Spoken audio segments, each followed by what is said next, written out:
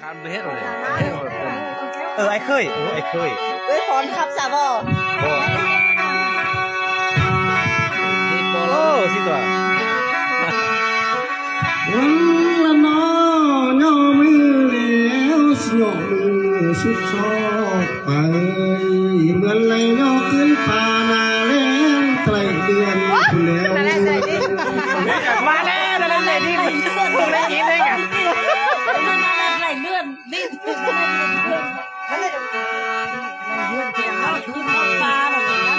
อันบักปลาและทำข้าวนองโม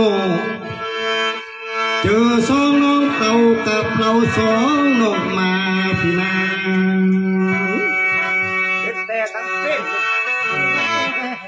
ตัวน้าสาวจ้างไอ้เดินเนื้อ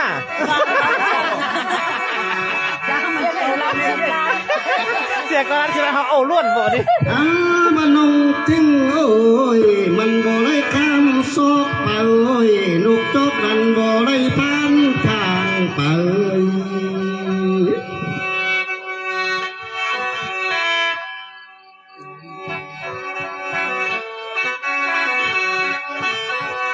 อันบัดเจอน้องมานี่นะบ่มีเบียกเมืองป้องบ่มีของเมืองเพื่อนตัน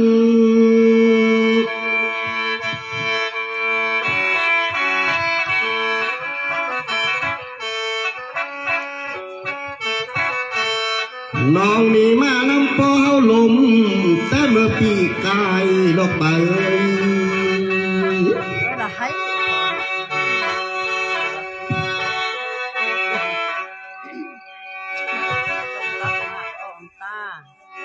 สองน้องนี่นะมาน้ำพอเฮาตายแต่น้ำปีแล้ว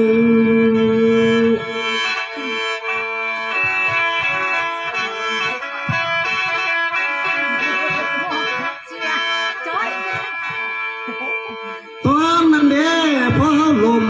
เฮายังบ่ไหลมีง่ายบ่นอไป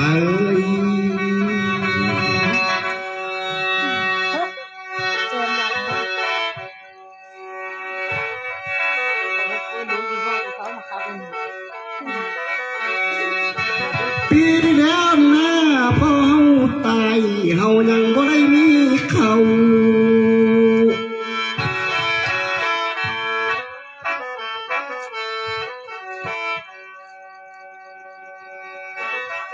อันบ่มาว่าปีนี้โนจนมือเฮาไหลเงินตั้มแต่โนจนคำเฮาไหลเงินดีแต่โน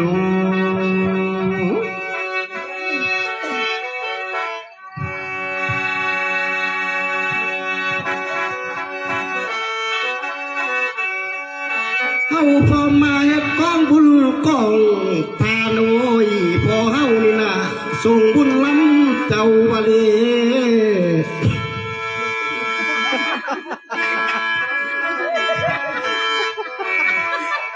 ลองขอเลยไหมมุนสโลสุดใจคนนอเลยว่าส่งพอเฮาเลยโน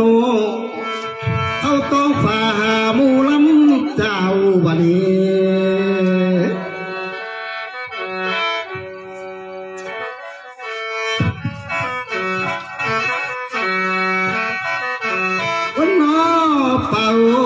ส่งพอเฮาวันติ้นดีแล้วเด้ส่งผิดหัวตีอยู่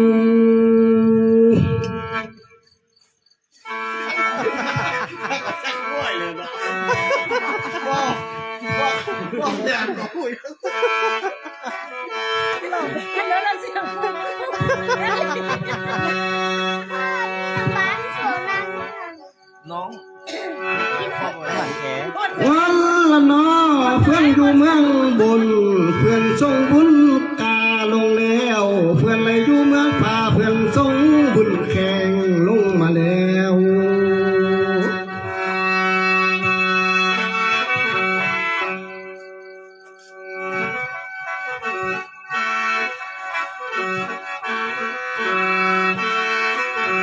เพื่อนเลยส่งบุญลงนี่นาเลี้ยงงัวเฮาไว้แปรมาเลยเท่าแก่นั้นอยู่มันยืนยาวเลยได้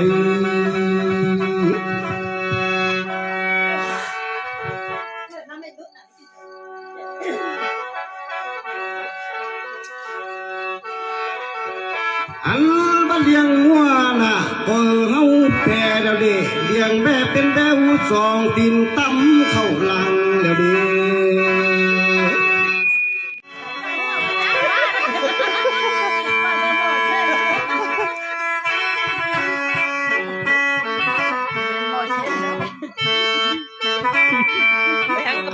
มาไปเกยไปจ้าเนาหน้าสิเต็มแต่ขี้แบ ตายทุก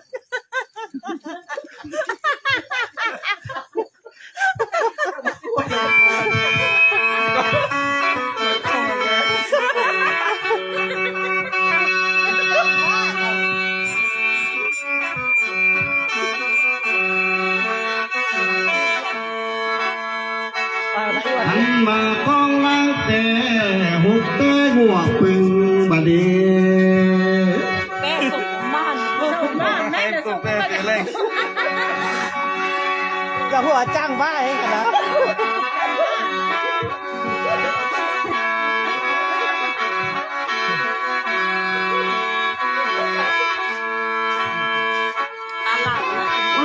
ละน้ออันว่าความเบาหนองหนังบ่ลายเปย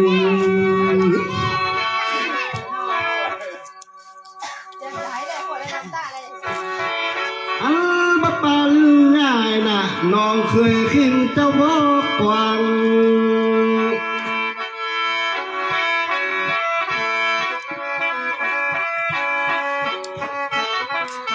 น้องก็เบาซ้อนนี่ล่ะพี่และน้องอยู่มันยืนยาวเถอะ บอกว่าเลยเอาจังว่าทำมันนอนพอก้อนแท้เต็ม เอา เต็ม แม่ ได้ ก็เป็นอย่างขนาดอะไรมันเข้าทางจะเลิกกีฬาโลก บ้านเราหมดหมดเลยเราเอ๊ะโอนนะต่างๆอะไรครับ ไหนแหละมันต่อเนื่องจีโทรศัพท์น่ะดุนเย็นเบียร์เด้อ ตัว หม้อเส้นคอยว่า ไอ้ครับไอ้ครับ ตำเครื่องตำเครื่องข้อ เต็มบ้วนนั่นแหละ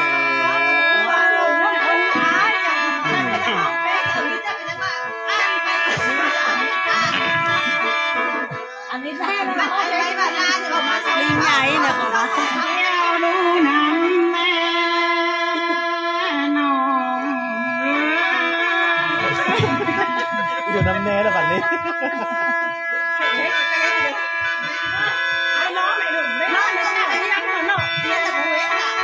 ลมไรแต่เขาไทย อันเม็ดเขาบางคนเดินไปเขาไม่ให้เม็ดมานินน้องเบา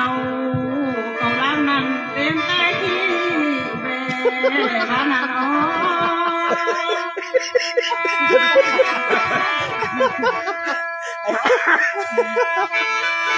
บ้าแกมีสักตัวที่เป็นฮิตที่แดงเจอเลยน้องเปลี่ยนโหมด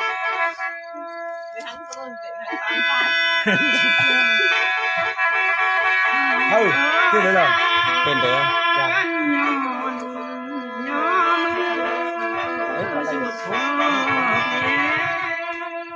เฮ้ยอันนั้นละหาจะขับไล่ไอ้บูไอ้ฟอนเต้งเลยฟอนบ้านเลยไอ้ขับเลยกับป้ายออกมาเฮ้ยมันมองอยู่เลยเฉย เราขับเร็วเลยต้นเวลาไม่ให้จะเต้นเลยล่ะ แต่ไอ้นั่นอยู่ใกล้ผมขับรถป้ายอย่างนี้ มีไปเมื่อนาน้องๆแล้วไปเลยขอเราดักกันโค้งเข้าไม่ยอมกันบ้านน้องไปขามันไหลแน่นอน โอ้ขยันเล่นกับเป็นเลยน้อยก็ดิกี้โกนขับแบบปั้นเข้า ที่ศพที่ปากปากเด้อ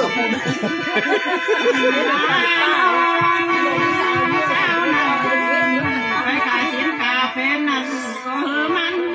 ด้วยเนื้อน้องลาเนื้อ พูดจะชัดถูกเอาลอ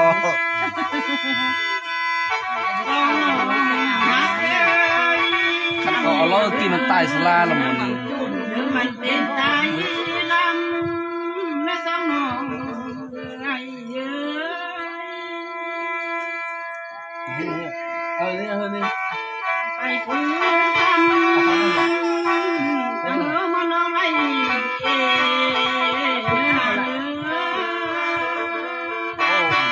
เก่งกล้าจะเอาถึงน้อยมั้งครับเป็นปั๊บ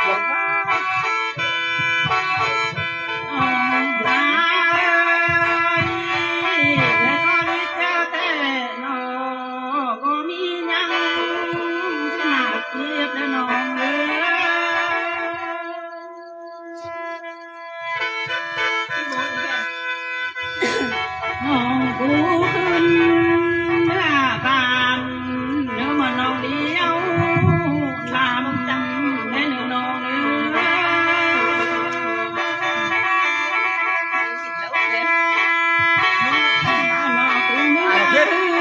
เลี้ยงน้ำมันแล้วนะ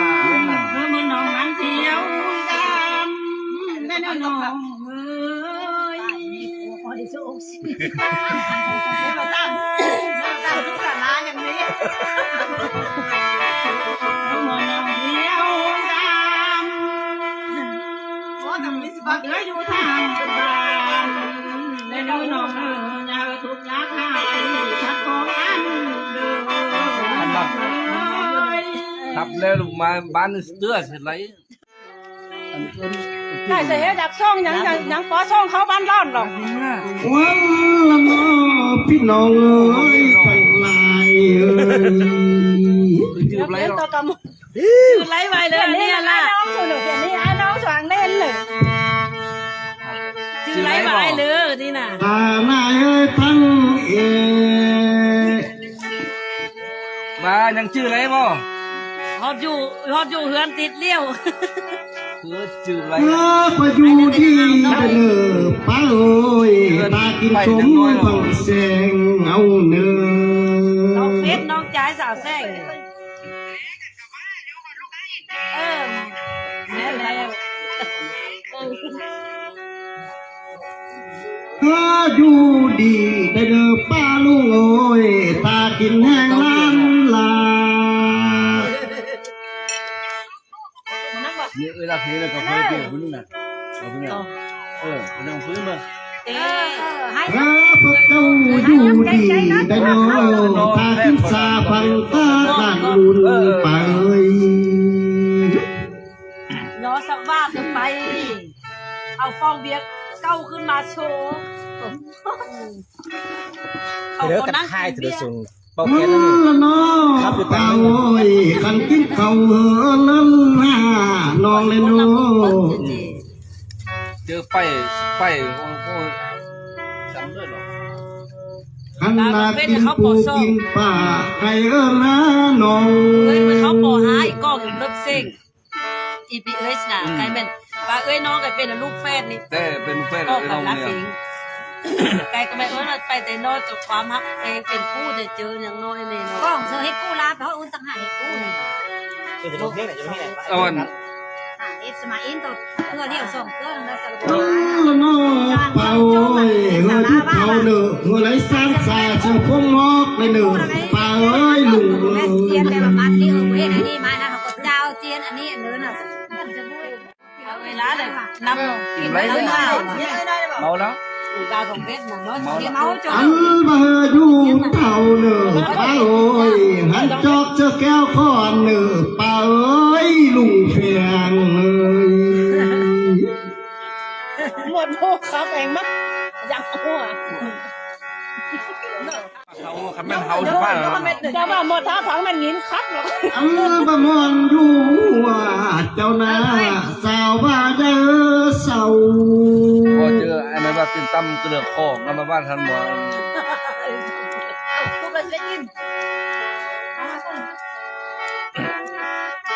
เอารถ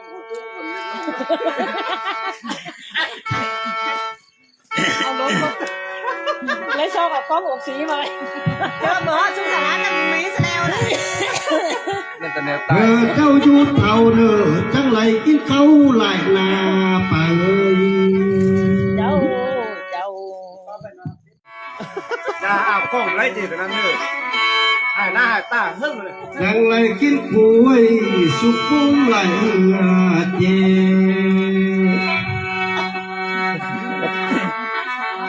ยังเบ้าขาย ครับเลยนี่ยังคิดอยู่ว่าเราโก้ เขาเป็นนักขายแล้วฟ้าเอ้ย เนี่ยมันต้องชุ่มเสร็จปั๊บ เลยนะครับมาเข้าเลยนี่ลอง ขายต่อยไหนหัว จะมาจันเนี่ยเวลาขับรถไปหรอก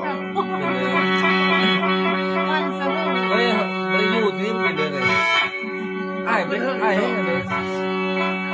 อันบ่ความคำนองนี่นะเจ้าสวยเยี่ยมมึงเอา ขนาดครับกิ๊บสวย ช้ามันช่วยเดียว สวยแล้วแบบนี้อู้นอนเหรอ อันบ่ความเบาเฮียไม่น่าสวยอ่างปลาลงน้ำกระเด